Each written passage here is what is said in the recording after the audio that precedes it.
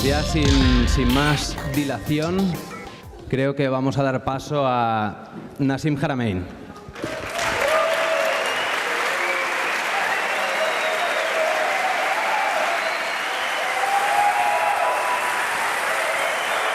Buenos días.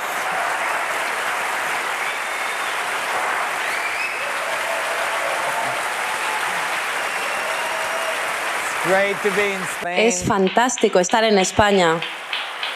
Gracias. Muchísimas gracias.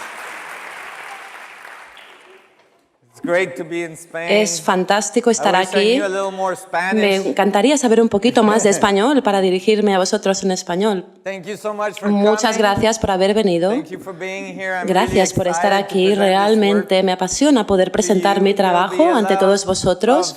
Habrá muchísimas cosas que tal vez os suenen porque hayáis escuchado antes, pero vamos a entrar en más detalle y también habrá cosas nuevas, novedades que voy a presentar en mi ponencia. ¿Me podéis escuchar bien? ¿Seguís bien la traducción?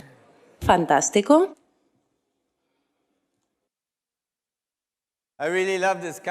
Realmente me encanta este país. Siempre que he viajado por aquí es fantástico. Fui al País Vasco para hacer un poquito de surf. Debo decir que tenéis sitios fantásticos para hacer surf y me gustaría también practicar un poco de montañismo en este país. Me complace poder presentaros mi trabajo porque, sabéis, estamos ahora en un momento de la evolución en el cual hay ciertos cambios que debemos realizar. Tenemos que hacer cambios en nuestra sociedad, cambios también en nuestro mundo,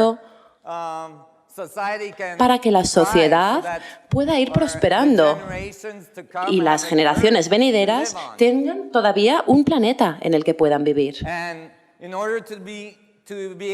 Para ser capaces de materializar estos cambios, debemos instaurar también cambios radicales en nuestra filosofía y nuestra concepción del universo y también nuestra concepción de la relación que tenemos con el universo.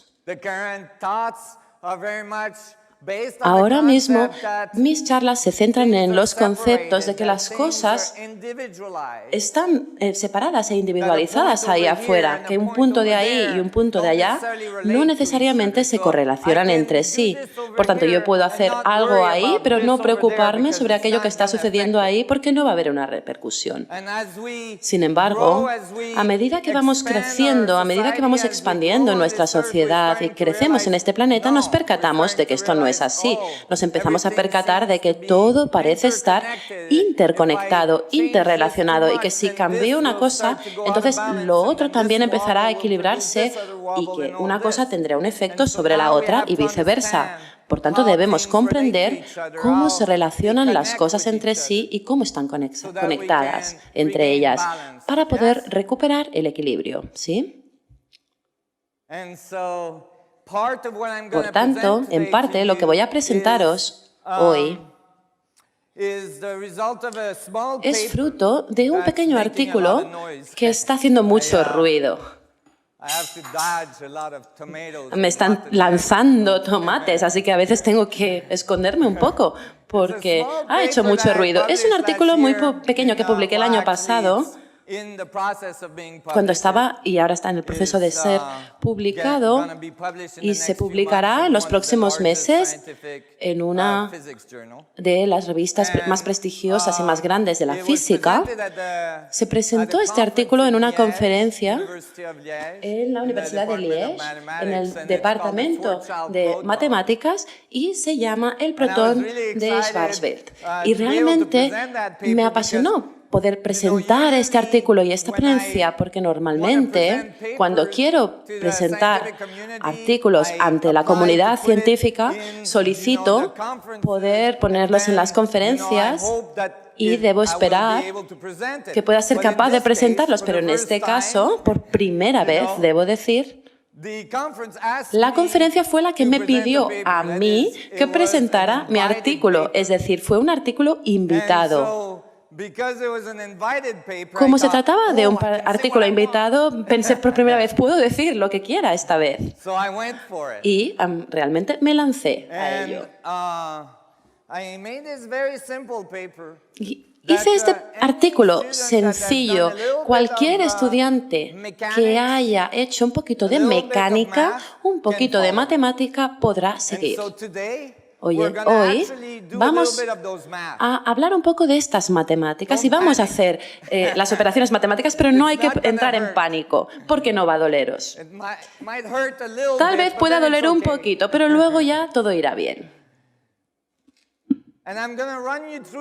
Y os voy a ir llevando una a una por las ecuaciones. Y será una nueva visión del mundo cuántico, del mundo material en el que vivimos.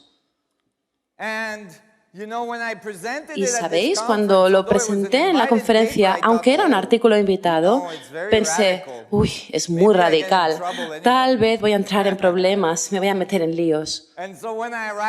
Y cuando llegué a la conferencia estaba un poco nervioso.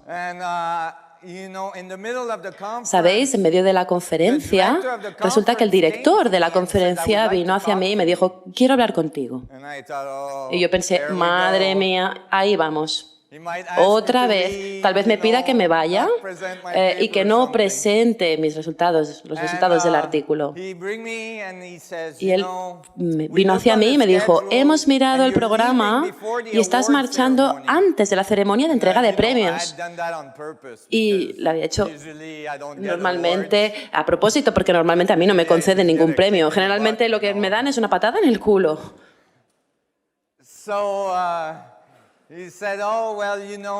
Pero resulta que este organizador de la conferencia me dijo, por favor, nos gustaría que te quedaras para la entrega de premios. Y le pregunté, ¿por qué? Y me dijo, pues no debería decírtelo, pero tu artículo ha pasado la evaluación de pares y ha ganado el premio al mejor artículo.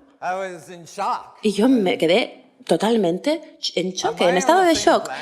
Pensé, ¿estoy en el mismo planeta? ¿Me han cambiado el planeta?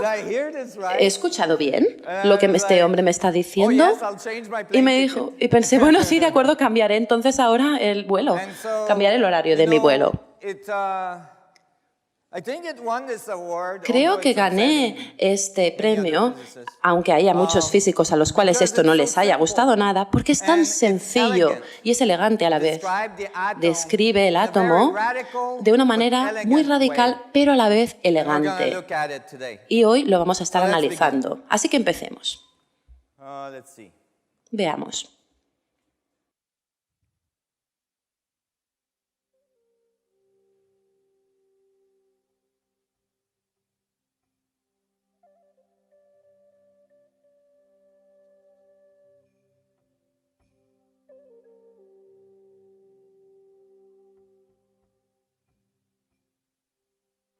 Okay.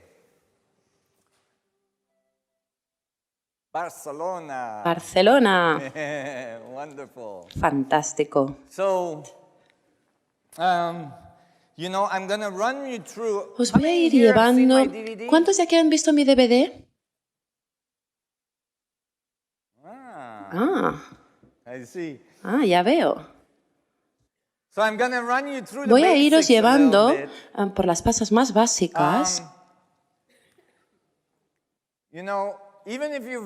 Incluso si ya lo habéis escuchado, vamos a seguir todo el proceso, porque siempre va bien volver a escucharlo y os voy a ir dando más detalles. Todo esto empezó cuando yo era muy joven, tenía unos 9 años, de hecho. Empezó incluso antes, porque tuve unas experiencias esotéricas cuando era muy joven, entre la edad de 5 y 7 años. Tuve muchas experiencias esotéricas y yo era un niño poco común, debo decirlo, puesto que no encajaba en el sistema escolar. Realmente no me iba tan bien en la escuela porque vivía en una especie de mundo propio con el cual yo interactuaba, mi propio mundo. Y cuando estaba ahí sentado en la clase durante horas y horas, gastaba mucho tiempo en mi propio mundo y no os prestaba atención, debo decirlo, debo reconocerlo. Y el caso es que no se me daba muy bien la escuela en ese momento, pero cuando el profesor iba a la pizarra y yo tenía 9 años y me dijo, hoy vamos a hablar de las dimensiones, entonces eso realmente me because I had all these captó other la atención, dimensions going on, porque so yo I ya thought, estaba "Oh pensando my en God, dimensiones y pensé, Dios mío, adults know ahí about está, this." los adultos saben And I thought, de "Oh, he's gonna esto. talk Y pensé, about all bueno, these va a other hablar de worlds and all todos this." I'm estos like, otros "I don't know mundos. any adults Y that know yo about pensé, this." no conozco a ningún And I thought, adulto "Wow." que sepa de And then I esto. was Y pensé, wow. Y de so repente, para mí disappointed fue tal decepción because it escuchar wasn't lo que el that at profesor all. dijo, porque no era lo que yo quería What en he absoluto. did is he made a Lo que little hizo black dot, fue a little trazar white dot on un the punto blackboard. blanco en la pizarra, And he un said, puntito "This is pequeño, the first y dijo, dimension. esta es la primera dimensión, Dimension 0. la dimensión And it 0, doesn't exist. y no existe. And from that moment Y a partir de ese momento, I knew I was gonna supe fail that que class. iba a suspender esa clase y no I me iba knew a I gustar. wasn't gonna Lo do so sabía, good. sabía que no lo iba a hacer bien. Why? ¿Y Because por I was qué? sitting in the back Porque of the estaba ahí class, sentado and al all the fondo way de from la the back of sala the class, y I desde could el see the fondo dot. podía ver ese punto. So if it didn't Por tanto, exist, pensé, how si este could I punto no see it? existe, ¿cómo es que lo puedo ver? How could I experience ¿Cómo it? puede I'm ser there, que lo I see it, it must experimente? exist. Está ahí, lo veo, tiene que And then existir he ese did punto. something Entonces remarkable. hizo He took a algo bunch of bastante dots and put notable, them in a fue line. trazando una serie de And said, puntos, "That's trazó una dimension línea y one." dijo que esa es la dimensión 1 And it still doesn't enclose volume, y que so sigue it still no doesn't incorporando el exist. volumen, por tanto sigue sin existir. And then he took Y luego 4 of those lines, cogió put them 4 de estas together líneas, into a las puso plane and juntas said, en un plano "The plane y dijo, este plano is two-dimensional. tiene 2 dimensiones, It is the es un plano dimension bidimensional that your y esta es la comic strip dimensión books en la que están live in, escritas los and it cómics que still leéis, doesn't pero exist sigue sin existir, because it doesn't enclose volume." puesto que no incorpora el And I volumen. could see all the other Y kids yo in pude the ver al class resto de were very niños crushed que that estaban their, ahí también contentos their porque, superhero didn't exist. bueno, pero les sorprendía que su superhéroe favorito no And existiera. then he took Y después lo que hizo el profesor 6 of these fue coger non-existing 6 planes de estos planos que no existen, them together ponerlos into a juntos en un cubo and said, y "The decir, cube el cubo encloses volume. incorpora el volumen, The cube el is cubo the third dimension, es la tercera and that dimensión, one exists." y esta sí que existe. And then I was really confused. Y ahí fue cuando yo me quedé completamente Because if you have a confundido. dot that doesn't Porque si exist, tenemos that un makes punto a que no line existe, that que traza doesn't una línea exist, que no that makes existe, a que traza a su vez non-existing plane. un plano que no existe, I don't care if you slap no me importa 300 si million coges 300 non-existing millones de planes planos que no together, existen y you los still pones don't juntos. get existence. Sigues sin conseguir la existencia a partir de la inexistencia. In this case, En all este you have caso, is lo único que non-existence tenemos to es the la no fourth. existencia elevada a la cuarta potencia. Non-existence 4 times over. La no existencia 4 veces. So, I was coming back Es from a decir, physics conference yo once with a una very, vez volvía de very, una conferencia de física a famous mathematician. que había impartido un matemático muy famoso He was having a really hard time y because él lo estaba pasando mal porque estaba sentado en el avión al lado mío. Georgia Íbamos de all the way Georgia back to California, y volvíamos so a that's a long California. flight, and Se trata de un vuelo he bastante had largo me on one y me side tenía and, a mí a un lado 37,000 feet on the other. And y bueno, so tenía ahí he was stuck. 37.000 pies de distancia. Estaba atrapado, no podía salir And corriendo, I me asked tenía him, que we were aguantar. discussing Y space and time, and le he was pedí que saying discutiéramos that, el espacio-tiempo. space Y él and time decía is que el flat espacio y el tiempo on eran non-cosmological planos distances, en las and I was distancias saying, no cosmológicas. "You mean like a Y yo le decía, two-dimensional ¿quieres decir plane como flat?" los And he says, planos "Yeah, like flat." And I'm like, bidimensionales? Y le "Okay, dije, well, what I sí. would like Y yo to le know dije, is bueno, pues lo que querría how saber thin es cómo is puede flat? ser que entonces sea plano y qué debe... How thin is ¿Qué the delgado tiene two-dimensional que ser ese plane? plano? ¿Qué delgadez And he tiene looked un at plano me. bidimensional? Y me miró y pensó, "Ah, Rough. And he ya said, estamos." "Well, Y it's, dijo, bueno, pues it's, infinitely thin." es infinitamente delgado. Okay. Ahí lo tenemos, Now muy we're getting bien. somewhere. Ahora vamos a algún sitio. And so, when I was coming back Y from cuando school volvía after de la that escuela, lesson, después de esta I, lección que os he explicado antes, la de las dimensiones, in the bus, and I had estaba this en un long autobús bus ride, y tenía un trayecto de and, autobús ante mí it was bastante an hour and largo, a half, 1 hora y because I media, kept on getting puesto porque kicked out of the school a mí no me to dejaban de my home. expulsar de la escuela y And, mandarme a I casa, was siempre me furthering pasaba. my education that way. Realmente así era como And ampliaba mi educación en that, esos trayectos de bus. Y ese día tenía tanto tiempo para pensar, así que iba pensando en todo esto y pensaba, ¿cómo puedo solucionar este problema? Necesito saber qué son las dimensiones en las que vivimos y en qué consiste la realidad en la que vivimos. No puedo pasar ni un día más sin saberlo. Tengo que descubrirlo. Tengo que desentrañarlo. No sabía que había muchos filósofos, matemáticos y muchas personas que ya habían trabajado en este acertijo, en este problema. Simplemente tenía 9 años, yo solo tenía 9 años y pensaba, quiero solucionarlo antes de salir del autobús. Creo que el universo se compadeció de mí, porque si no seguiría estando ahí en el autobús dando vueltas y vueltas y vueltas. Pues resulta que una persona especializada en geometría e ingeniería había trabajado en este trabajo y también muchos filósofos lo habían abordado. Pero mientras estaba ahí sentado en el autobús, pensaba que tenía que haber una solución fundamental. Reflexioné acerca de esto, cerré los ojos y utilizando el ojo de mi mente conseguí salir del autobús y vi cómo el autobús se convertía en un pequeño punto. Fui alejándome con el ojo de la mente y la ciudad se iba convirtiendo en un punto. Seguía yendo hacia afuera, más lejos y todo se iba volviendo un punto.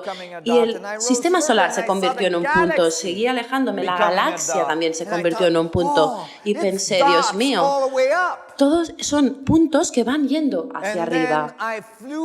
Y luego logré volver a la galaxia, volver al sistema solar, volver a la ciudad en la que estaba, al autobús en el que estaba, abrí los ojos, miré mi mano y pensé, me pregunto de qué está hecha mi mano.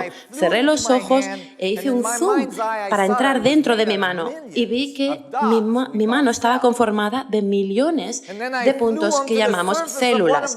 Y fui entrando en la superficie de una de estas células y fui mirando con atención y de repente se abrió y había miles de millones de pequeñas estrellas, pequeños átomos. ¿Sí? Y entonces fui avanzando, entré en uno de estos átomos. ¿Y qué había ahí en el centro de ese átomo? Pues un pequeño punto, un puntito, al cual también logré acceder. Y ahí dentro había otro punto. Y de repente pensé, Dios mío, también hay puntos cuando vas hacia adentro.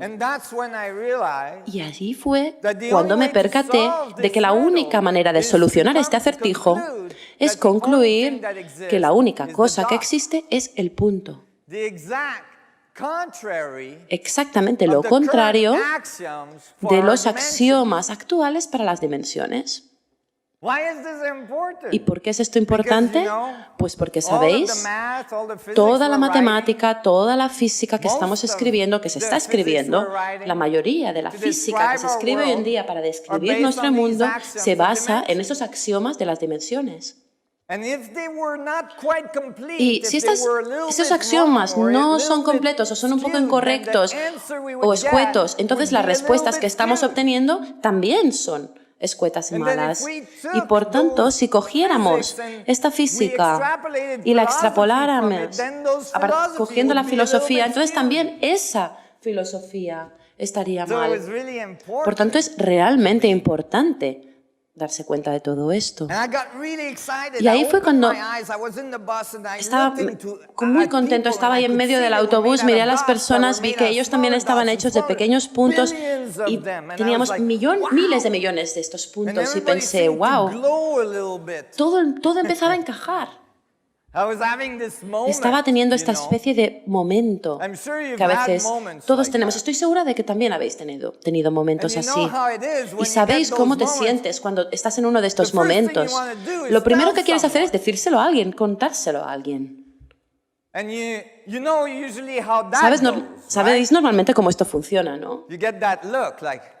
Te miran así como, ¿qué? ¿Te has tomado las medicinas esta mañana? Por tanto, cuando llegó el autobús a mi casa, salí corriendo, fui corriendo a casa, esperé a que llegara mi madre del trabajo y cuando llegó mi madre fui a ella y le dije, mami, he descubierto algo muy importante en la escuela hoy. Y ella me dijo, ¿ah? Fue la primera vez que me vio contento acerca de la escuela y fue como, Dios mío, ¿qué ha pasado? Y le dije, mami, he aprendido algo sobre las dimensiones y creo que no tienen razón, que sí equivocado lo que no me han contado en la escuela sobre las dimensiones. Y pobre, qué cara de desesperación en mi madre italiana. Hay una fuerza que no se ha calculado en la física. La fuerza de su mirada no ha sido calculada, pero yo le pensé, tengo que contárselo, estamos hechos de pequeños puntos que van hacia el infinito, hacia arriba, hacia abajo, todo se reduce a puntos. Y ella me miró a mí y me dijo, ¿de verdad? Y le dije, sí, mamá. Y me dijo, vengo de trabajar. Llevo 8 horas en el trabajo y no me siento infinita, nada infinita. Y si respondes esto en la escuela, probablemente vas a suspender.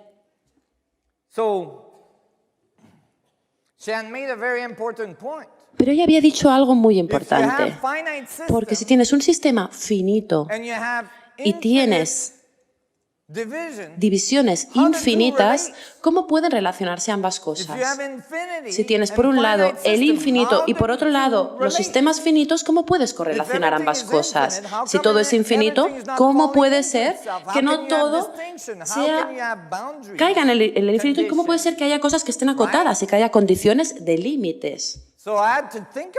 Tuve que plantearme ese problema y pensé, debo empezar a hablar de todo esto. Hay que encontrar una solución para este problema.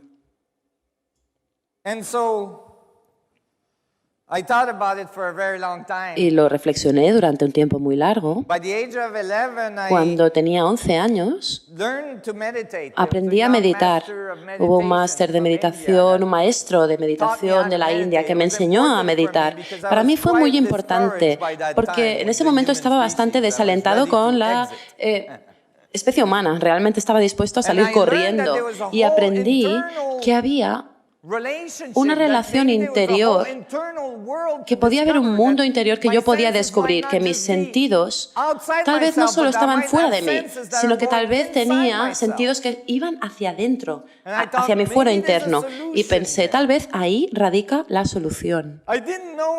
No sabía entonces que esta dificultad entre lo infinito y los sistemas finitos es un abismo fundamental en nuestra sociedad y que ha separado a nuestros físicos. Tenemos la física de las cosas grandes, las ecuaciones de campo de Einstein, que trabajan con las galaxias, los universos, las galaxias, los cúmulos estelares y predicen que el espacio-tiempo se curva de una manera continuada hacia el infinito.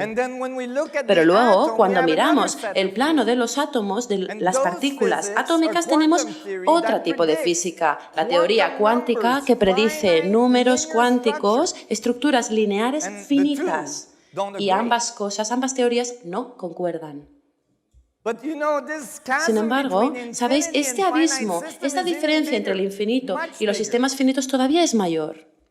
Se puede ver, por ejemplo, esta división entre las personas científicas y las personas más espirituales. Las espirituales tienen la tendencia a pensar en una ingente e infinita cantidad de posibilidades.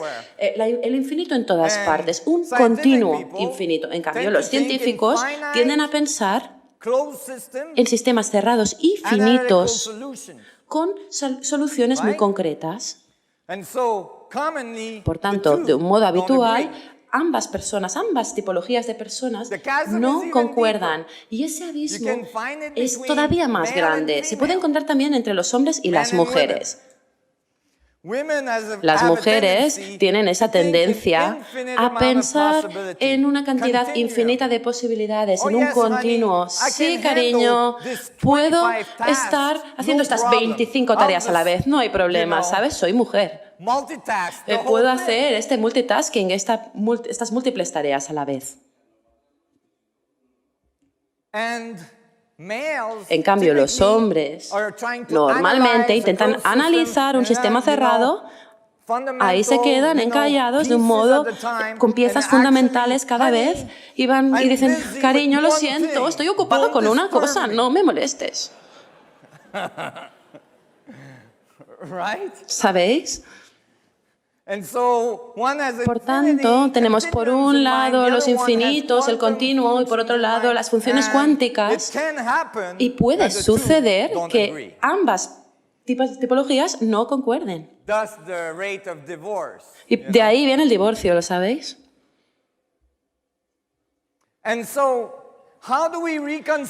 ¿Cómo podemos reconciliar estas dos corrientes? ¿Cómo podemos unificarlas?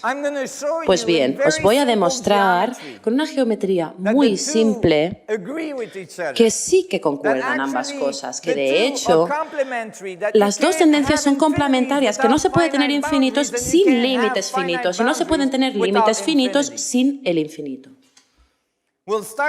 Empezaremos con el círculo y diremos que este círculo define el espacio, un espacio finito. Recordad aquí que este círculo podría ser una esfera. Podría ser una esfera que definiera el espacio. Dentro de esa esfera voy a poner un triángulo equilátero. Este triángulo en una esfera podría ser un tetraedro. Un tetraedro constituye la geometría pitagórica clásica, tres caras con una base. Y podemos decir que el universo tiene un giro. Todo lo que vemos parece tener esta especie de giro y está polarizado. Es decir, también hay un triángulo en la otra dirección. Resulta interesante pensar en esto, y en esta sección de mi conferencia siempre lo digo porque rápidamente llegamos a un símbolo que puede encontrarse en muchas culturas tradicionales por todas partes del mundo. Daos cuenta de que cuando polarizo el triángulo, ¿qué es lo que sucede? Inmediatamente he definido un nuevo conjunto de límites, que es exactamente la misma geometría con la que he empezado, pero en la próxima escala, en el próximo paso, la próxima fase. Puedo también hacer una polarización aquí, y ahora lo he vuelto a hacer, y he conseguido la siguiente escala. Es muy importante que entendáis que cada uno de estos límites define una parte muy específica en el espacio-tiempo. El centro de cada uno de estos límites es en realidad una cosa muy específica, aunque forma parte de un sistema, cada uno es individual, puesto que observa desde su propia perspectiva individual, en la cual no puede observar ningún otro límite. ¿Me estáis siguiendo? ¿Sí? Voy a polarizarlo también, y ahora consigo límites incluso más pequeños. Y puedo seguir haciéndolo e ir consiguiendo límites cada vez más pequeños, más pequeños, más pequeños, más pequeños. De hecho, si yo doy esta geometría, este programa a mi ordenador, si le pido al ordenador que siga trazando límites y luego haga un zoom y vuelva a hacer otro límite y otro zoom y otro límite, podrá seguir haciendo estos límites hacia el infinito, hasta el infinito y más allá.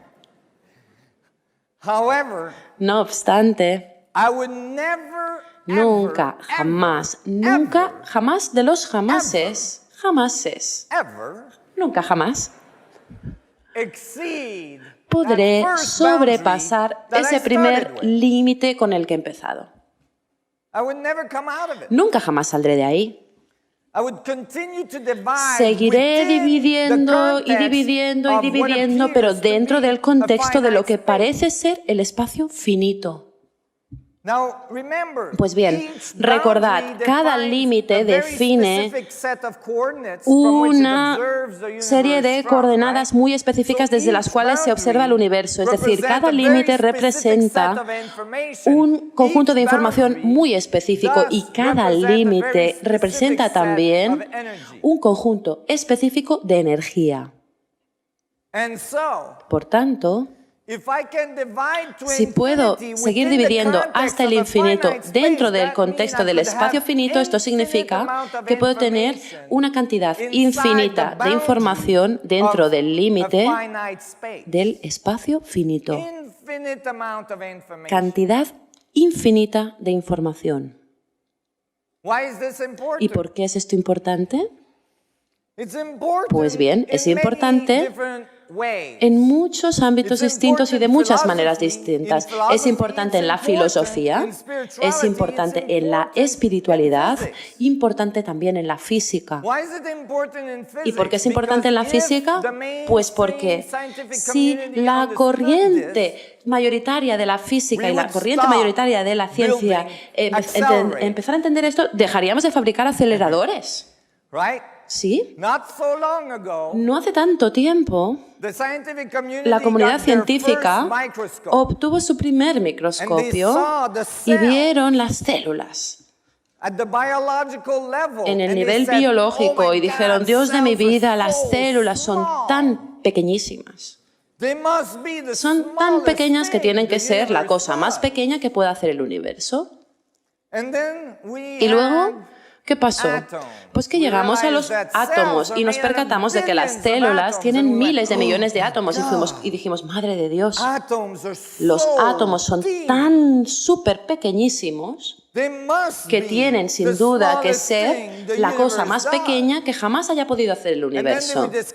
Y entonces descubrimos que en el centro de los átomos hay una cosita chiquirritísima, un punto muy pequeñito, los protones y los neutrones. Y dijimos, Dios de mi vida, esto sí que es pequeñísimo.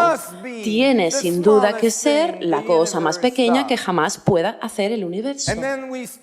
Y luego empezamos a ir ahí a construir aceleradores para hacer colisionar partículas y conseguir partículas más y más pequeñas, subatómicas, y cada vez pensábamos, sí, esto sí que es la partícula elemental, la más pequeña, tiene que ser la cosa más pequeña que haya hecho jamás el universo. Y cada vez teníamos que construir aceleradores más y más grandes para poder hacer colisionar átomos a unas velocidades más y más altas. Y ahora hemos construido este acelerador, el más grande que jamás se ha construido, y hemos llegado a los límites prácticos. Tenemos ahí el acelerador de partículas que tiene esa ingente cantidad de cosas. Es el más grande que se ha construido jamás. Y una vez que hemos logrado llegar ahí y hemos logrado entrar en esos detectores, todo tiene tenemos este miedo de este gran acelerador de partículas en Ginebra, pero este acelerador es gigantesco. Me sorprende. Cuando lo pusieron en marcha pensé que toda Europa se iba a inundar, iba a empezar a temblar. Tuve miedo realmente cuando crearon este gran acelerador. Es como, cariño, apaga la máquina de fregar los platos porque lo han vuelto a encender. Apaga la lavadora. Pues bien, hemos llegado ahí al límite práctico, lo hemos alcanzado. Pero si alguien hubiera entendido esto que os he explicado antes, entenderíamos también que podemos hacer colisionar los átomos y llegar a piezas más y más pequeñas, pero no nos va a servir de nada. Nunca habrá un fin, puesto que hay una cantidad infinita de divisiones posibles y, por tanto, lo importante no es si hay una partícula fundamental, pero si hay una pauta fundamental para la división, un patrón de división. Y tal vez haya una geometría fundamental que divida el espacio. Y tal vez esto es lo que deberíamos estar buscando. Ya que si comprendiéramos esa pauta, ese patrón de la división, ahora entenderíamos la clave fundamental de la creación, la clave fundamental sobre cómo el universo genera la complejidad que vemos en nuestro mundo. Y eso podría ser útil, eso sí que podría ser útil.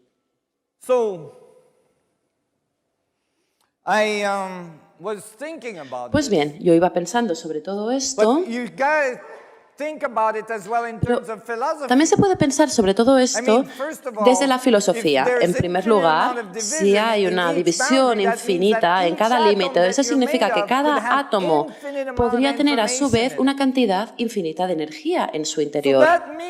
Y eso significa que dentro de nosotros tenemos el infinito. Por supuesto, esto tiene consecuencias enormes en nuestra comprensión de nosotros mismos.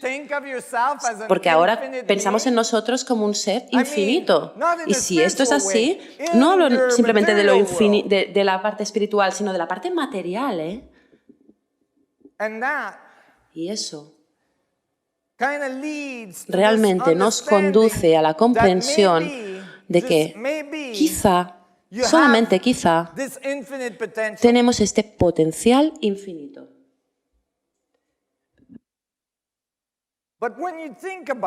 Pero si realmente nos lo planteamos, si cada persona puede ser dividida hasta el infinito, ¿qué es lo que estamos dividiendo? Tal vez estamos dividiendo el espacio. Vamos a hacer, pues, un experimento mental. Os voy a hacer una pregunta.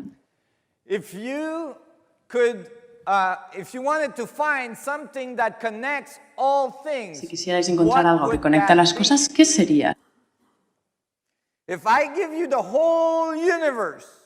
Si os doy todo el universo y os digo, encontradme algo que lo conecte todo, ¿qué es ese algo? Porque ya sabéis, hay muchas personas espirituales que dicen, bueno, no os preocupéis, todos somos uno. Vaya, no importa, dicen, todos somos uno. Pues bien, ¿y cómo? ¿Cómo es eso? ¿Cómo es que todos somos uno? Porque no tenemos un único padre o... bien, no hay un patrón único. ¿Cómo somos todo uno? Así que si queremos decir, si todos somos uno, pues bien, debe haber algo que nos conecte a todos. ¿Y qué debe ser ese algo? Y si tenemos que pensar en ello, ¿qué encontramos? La única respuesta que encontraremos, lo único que podemos decir, eso es lo que lo conecta todo, es el espacio. ¿Y por qué? Pues bien, porque el espacio está en todas partes. Está entre las galaxias, entre las estrellas, entre los cuásares, está entre los átomos, entre los planetas, entre las células, entre los átomos.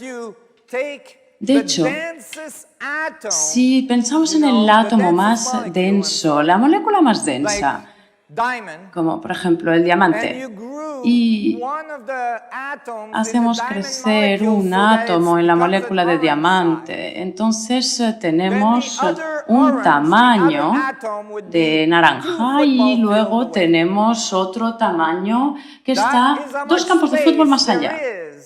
Y ahí tenemos el espacio que está entre las cosas. Los átomos no se tocan. ¿Os dais cuenta de que nunca habéis tocado nada? ¿Lo habíais pensado? Nada de nada, porque es que nada se toca. Si las cosas se tocaran, y si los átomos, si el núcleo del átomo se tocase, es que habría fusión y habría un problema. De hecho, cuando digamos, entre comillas, que tocamos algo, pues hay un espacio planetario, hay todo un campo electromagnético en medio. Nada se toca. Nada se toca en ningún lugar, en ningún punto, en ningún momento del tiempo. Y luego, si nos fijamos en el interior del átomo, lo que vemos es que el átomo es 99,99999 espacio. Todo el mundo material que veis alrededor de vosotros, todo lo que estáis mirando, todo, es 99,99999% espacio. Es mayoritariamente espacio, con una diminutísima parte que llamamos componente magnético electromagnético. Es esa infinitésima parte, esa parte diminuta, ese 0,00001%.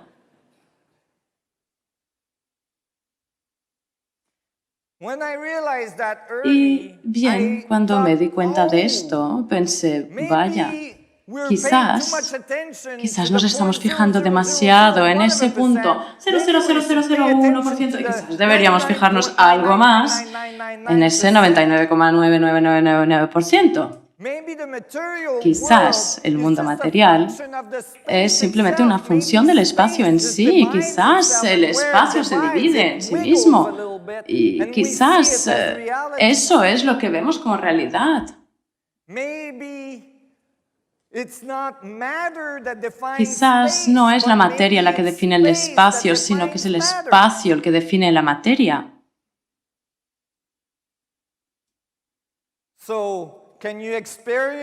Así que podéis experimentar ahora mismo vuestro yo espacial. Todo ese espacio que sois, ¿eres consciente de ello? ¿O solo erais conscientes de ese 0,00001% hasta ahora? Así que, bien, para mí todo empieza a tener algo más de sentido si creo que el espacio es la función y es la fuente de todo el mundo material. Es que está en todas partes y es lo que consigue conectar todas las cosas, es lo que conectará todo. Todo radia en el espacio. El espacio sabe lo que se está haciendo en todas partes. Podría ser, de hecho, el agente organizador, porque en la física actual no hay espacio. No hay espacio en ningún lado. No hay espacio en nuestra comprensión para conseguir concebir ese sistema organizador. Quizás la relatividad espacial o general o la teoría cuántica no predicen la biología. No nos predicen a nosotros en toda nuestra complejidad. Y ni siquiera se acercan a ello, porque de hecho se dice que todo es aleatorio. Pero si todo fuera aleatorio, ¿sería posible? ¿Sería posible esa complejidad de un único ser humano? Si pienso en el DNA de cada uno de vosotros y lo pongo de punta a punta, puedo envolver el mundo 5 millones de veces, el planeta, con los ADNs. Así que hay que asegurarse de que todo funciona correctamente dentro de una complejidad enorme que no se puede reproducir con facilidad.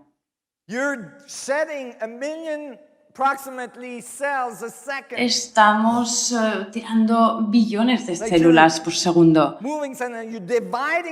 Estamos dividiéndolas. Y cuando las dividimos, las células saben qué hacer, ya se dividen ellas solas en el orden correcto, para que las células hepáticas sigan creando más células hepáticas y las células del corazón sigan creando otras, para que todo continuamente, todo sabe cómo funcionar continuamente y sabe cómo diferenciar, porque si nos confundimos acerca de esto, ni que sea por unos pocos segundos o algunos minutos, pues habría un problema. Podría haberlo, como mínimo, porque si todas esas células, por ejemplo, si las células de la nariz crean células hepáticas y viceversa, pues la cosa no funcionará. Ya sabemos, son nuestras células.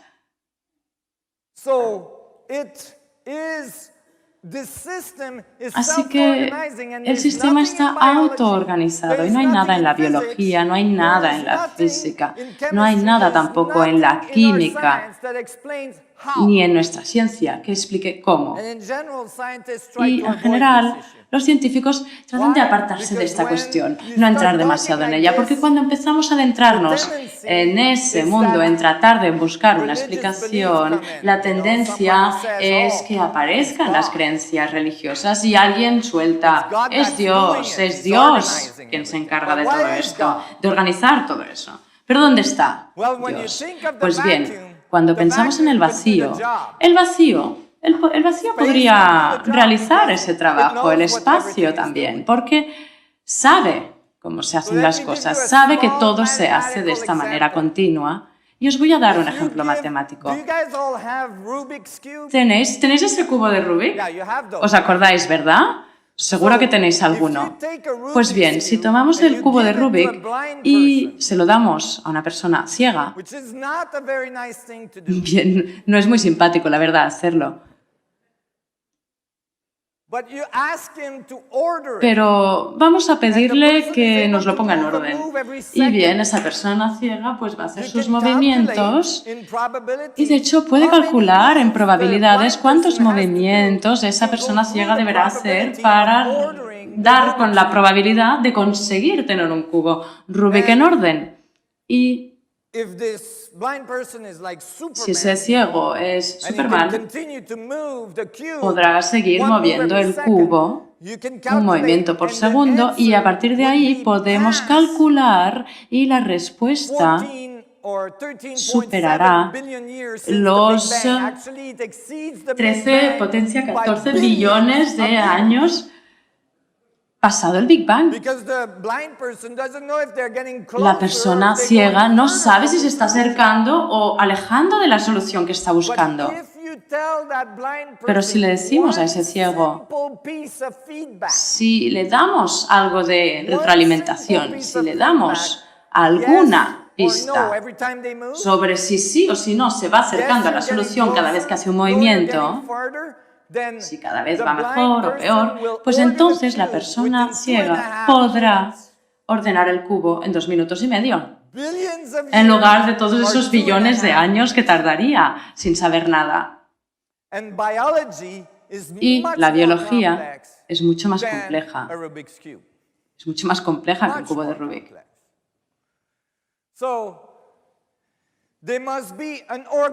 Así que debe haber un agente organizador. ¿Hay alguna posibilidad de que este agente organizador sea una función del espacio en sí? No un Dios sentado ahí en su trono con unos anteojos y la barba y que nos va mirando. Si somos cristianos, pues tendremos un bate de béisbol, le daremos un bate de béisbol al Dios por si pecamos. ¿Es así como funciona? Quizá el vacío podría resolverlo todo esto. Quizás el vacío no está vacío, sino que está lleno. Eso es algo a lo que yo llegué como conclusión. Y Bien, la verdad es que cuesta dar con una respuesta así a través de la escuela, pero yo he investigado mucho y viví en una caravana porque, bien, yo estaba estudiando de forma independiente y esa forma autodidacta de estudiar me permitía organizar mis pensamientos. La verdad es que me dediqué al esquí, fui esquiador profesional, fui también escalador durante muchos años y bien, yo me dedicaba a esto para poder financiar mi propia investigación. Estaba ganando unos $2.500 y tenía que seguir investigando. Y de hecho, conseguí mis primeros sponsors y me dijeron, pues bien, te vamos a dar una ayudita, te ayudaremos con el alquiler, etc. Pero lo que debes hacer, tú debes ir a las conferencias científicas. Y bien, fui a una de ellas, a una conferencia de física.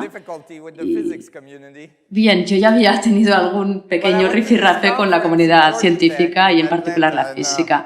Pero, fuera como fuera, pues yo escribí este libro llamado Gravitación, que es la Biblia de las ecuaciones relativísticas, y sabéis que Messner es el fundamento de la relatividad general y sabemos también, como veis, es un libro bastante grueso y os podéis herniar si lo lleváis a cuestas. Y ahí en el libro, en la página 719, pues estaba yo en esa conferencia y me seguía planteando cuestiones fundamentales que planteaba también a los conferenciantes, lo cual les molestaba, y el director del departamento de física, el director del departamento de matemáticas, todos estaban allí. Y yo trataba de volver al fundamento de la física en esa conferencia de física. Y la verdad es que este tipo de cosas no suelen permitirse en conferencias de física. Uno está tratando de indagar acerca del fundamento de la física y se supone que no, eso no hay que hacerlo. Hay que estar en la dimensión 240 de no sé qué. Y la verdad es que hay que estar discutiendo problemas muy complejos y nunca hay que preguntar nada sobre la base, sobre el fundamento. Y yo no dejaba de plantear cosas muy básicas y eso molestaba a todo el mundo. Pero, ¿sabéis qué? En algún momento, dije, yo os tengo que parar, dejad de hablar porque tengo esa pregunta. Y me dijeron, bueno, va, venga, ¿qué quieres preguntar? Y yo dije, es que he abierto el libro en esta página y digo, si comprendo bien el universo tal como se describe hoy con nuestras ecuaciones, pues tenemos el ejemplo que vemos aquí, es el ejemplo de un globo. El universo se está expandiendo y tenemos peniques, moneditas pegadas a ese globo. Los peniques representan galaxias que se alejan unas de otras mientras se va expandiendo el globo. Pues bien, a mí todo esto, la verdad es que ando un poco perdido porque, les dije, yo he estado buscando todos esos libros de física, lo he mirado en todas partes y no consigo dar con la ecuación. ¿Me podéis dar la ecuación? ¿Cuál es la ecuación que explica esto? Porque quizá me lo he perdido. Supongo que no lo entendí bien. ¿Me podéis enseñar cuál es la ecuación que explica todo esto? Y me dijeron, ¿qué ecuación? Y yo les dije, pues yo la verdad quiero saber quién es ese tío que está inflando el globo.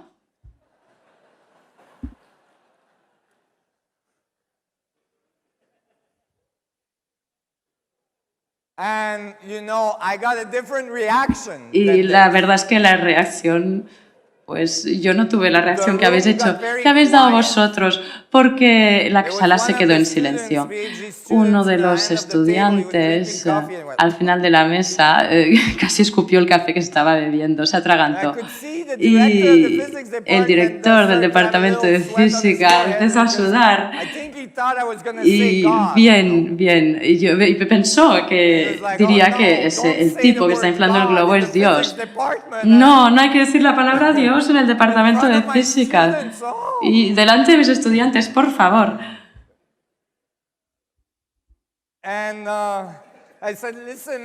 Y dije, pues bien, por favor, vamos a dibujar el resto de ese tipo que está inflando el globo, el resto de él. Bien, la verdad es que cuando el universo se expande, el globo se expande, sus pulmones se contraen, porque la verdad es que para cada acción hay una reacción que es igual y opuesta. Una de las primeras leyes de la física que se aprenden es la ley de la conservación.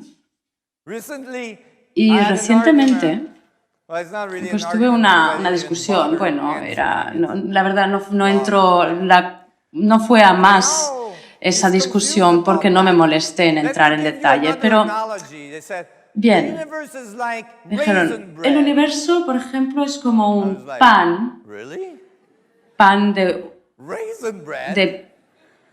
como un pan que se infla, un pan de pasas.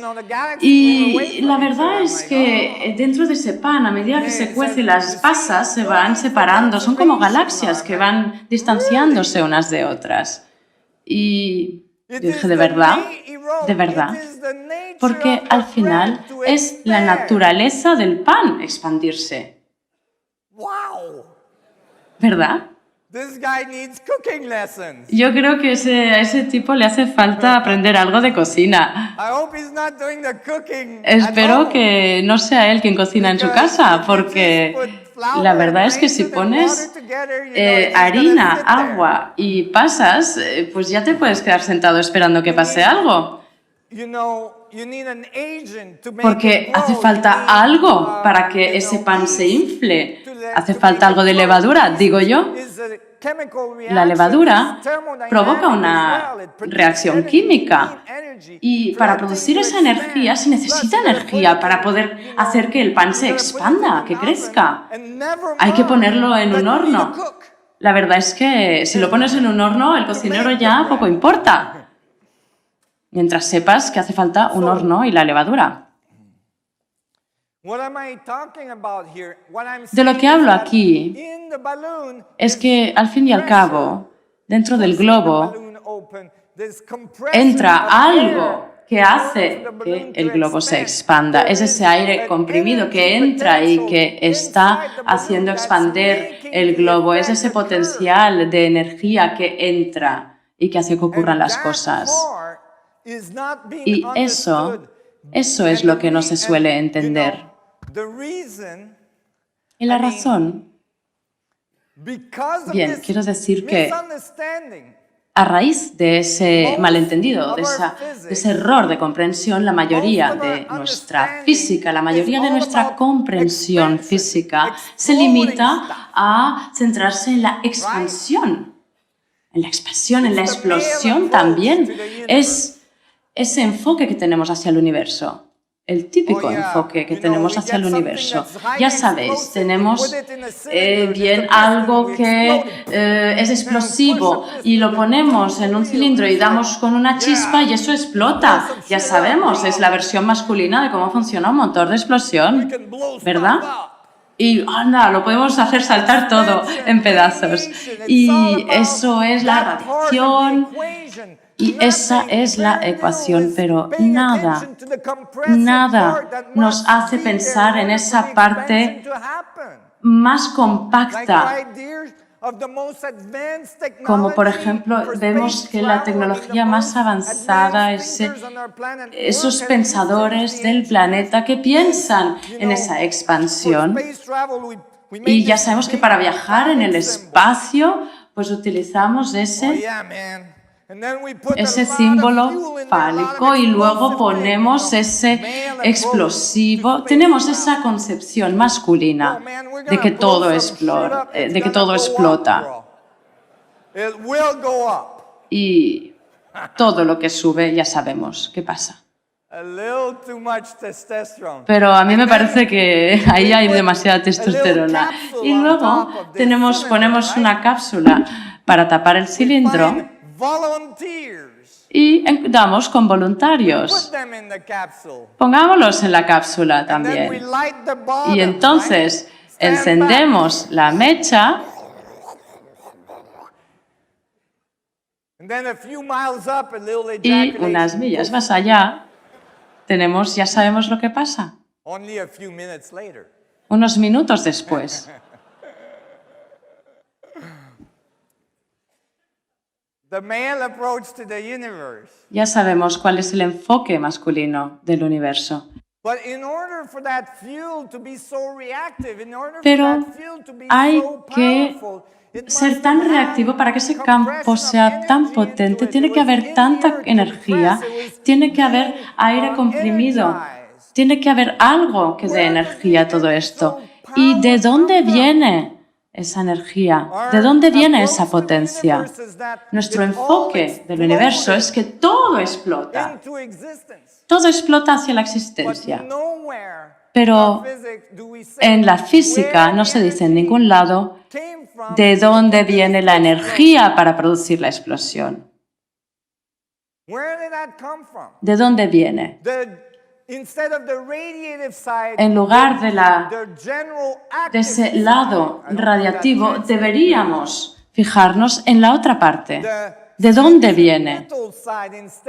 En la parte, no en la parte centrífuga, sino en la parte que va hacia el centro, hacia el medio. Digamos, esa concepción femenina, esa fuente, la parte que crea, que genera esa radiación, para que pueda suceder esa radiación. ¿Dónde está esa parte? Así que, si eso es así, el espacio no puede estar vacío.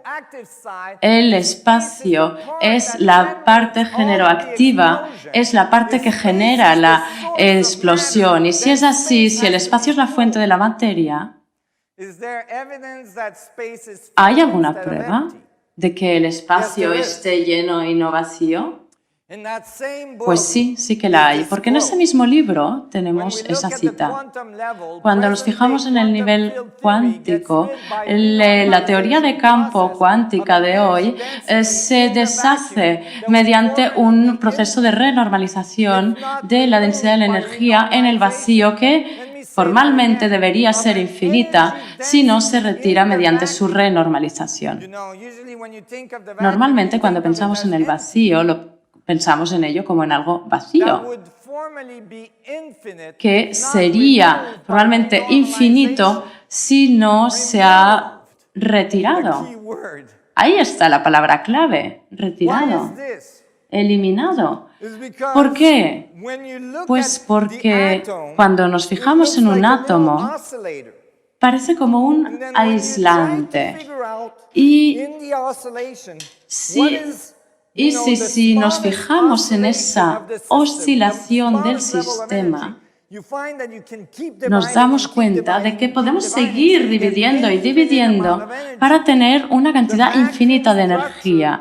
Tenemos la estructura del vacío dentro del átomo que está oscilando con una cantidad infinita de energía. Así que os preguntaréis, ¿por qué parece vacío?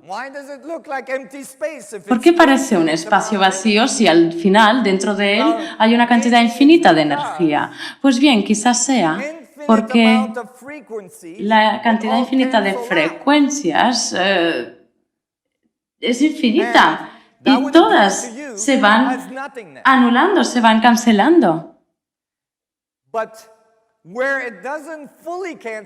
Pero ahí donde no se consiguen cancelar, ahí es donde se produce ese punto de organización y ahí es donde tenemos el mundo material.